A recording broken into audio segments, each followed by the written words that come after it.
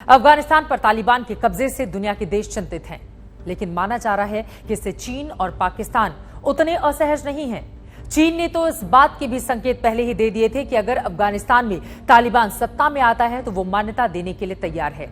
चीन की नजरें अब अफगानिस्तान पर हैं। चीन के लिए मध्य एशिया तक पहुंचने का अफगानिस्तान सबसे बेहतर जरिया है। चीन बेल्ट एंड रोड इनिशिएटिव के तहत अफगानिस्तान में निवेश करने की तैयारी में भी है। इसी वजह से चीन की ओर से तालिबान के इस करतूत का स्वागत किया जा रहा है। उधर पाकिस्तान में चीन के सबसे महत्वाकांक्षी चाइना पाकिस्तान इकोनॉमिक कॉरिडोर यानी कि सीपीईसी की सुरक्षा के लिए भी तालिबान का साथ चीन के लिए अहम है।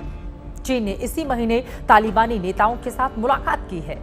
तालिबान प्रवक्ता सुहेल शाहीन पहले ही कह चुका है कि अगर चीन अफगानिस्तान में निवेश करता है तो तालिबान उसकी सुरक्षा की गारंटी देगा।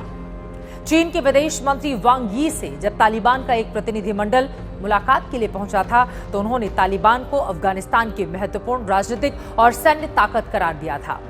तालिबान के प्रवक्ता सुहेल ने कहा कि अमेरिकी सैनिकों के जाने के बाद अफगानिस्तान में सबसे बड़े निवेशक चीन के साथ बातचीत करना जरूरी था। सुहेल ने कहा कि हम कई बार चीन गए हैं और उनके साथ हमारे अच्छे ताल्लुकात हैं। चीन की नजर अफगानिस्तान की समृद्ध खनिज संपदा पर है। अफगानिस्तान अपनी खनिज संपदा को लेकर भले ही सुर्खियों में ना रहे, लेकिन तथ्य यह है कि वो दुनिया के सबसे समृद्ध खनन क्षेत्रों में से एक है। अमेरिकन जियोलॉजिकल सर्वे ने साल 2007 में अनुमान लगाया था कि अफगानिस्तान की अप्रयुक्त खनिज संपदा लगभग $1 ट्रिलियन की होगी। बाद में बताया गया कि इसकी कीमत $3 ट्रिलियन है, जिसमें $420 बिलियन मूल्य का लौह अयस्क, $274 बिलियन का तांबा, $25 बिलियन का सोना, $81 बिलियन का नायोबियम और $50 बिलियन का कोबाल्ट है।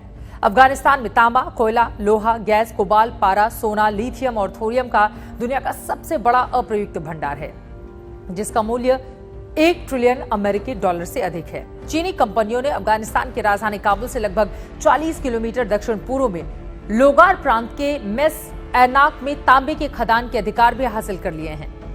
और इसके अलावा अफगान में बड़ा तेल भंडार है। लगभग 1596 मिलियन बैरल तेल और 15,687 ट्रिलियन क्यूबिक फीट प्राकृतिक गैस भंडार होने का अनुमान लगाया गया है।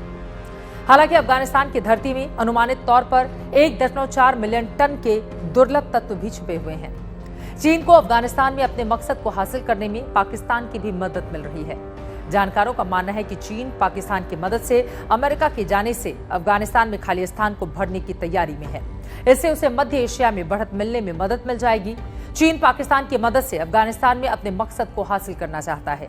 पाकिस्तान ने तालिबान के खिलाफ अमेरिका को सैन्य बेस मुहैया कराने से भी इनकार कर दिया था।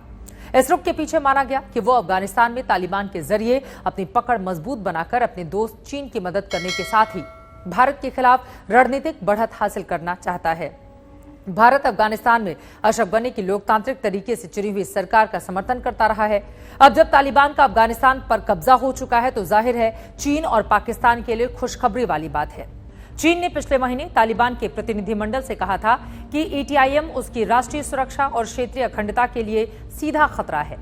चीनी विदेश मंत्री ने तालिबान से मुलाकात में साफ कर दिया था कि उसे चीन विरोधी आतंकवादी संगठन ईस्ट तुर्किस्तान इस्लामिक मूवमेंट से संबंध तोड़ने होंगे और वीगर मुसलमानों के मामले में उसका कोई हस्तक्षेप स्वीकार नहीं किया जाएगा। चीनी मीडिया में भी तालिबान के सत्ता में आने को लेकर चर्चा है। चीन की सरकार के मुखपत्र कहे जाने वाले ग्लोबल टाइम्स ने लिखा है कि अमेरिका से अलग अफगानिस्तान में चीन की छवि दोस्त की है। इसीलिए चीन अफगानिस्तान में किसी भी पक्ष का दुश्मन नहीं बनेगा और ना ही कोई पक्ष चीन का दुश्मन होगा। अमेरिका की तरह चीन के लिए भी कोई भी स्थिति असहज करने वाली नहीं है। चीन अफगानिस्तान में रचनात्मक कार्यों में भूमिका निभाने के लिए तैयार है। जंग की समाप्ति के बाद चीन बेल्ट एंड रोड प्रोजेक्ट के तहत वहां कई और परियोजनाओं पर काम शुरू करेगा। तालिबान ने चीनी हितों को कोई नुकसान न पहुंचाने का वादा भी किया है। हालांकि विश्लेषकों का मानना है कि चीन के लिए स्थितियां जितनी आसान लग रही हैं उतनी नहीं है। सिर्फ आर्थिक निवेश से तालिबान को साधना संभव नहीं है। पहले भी अमेरिका जैसे देशों की ये कोशिश कामयाब नहीं हो पाई।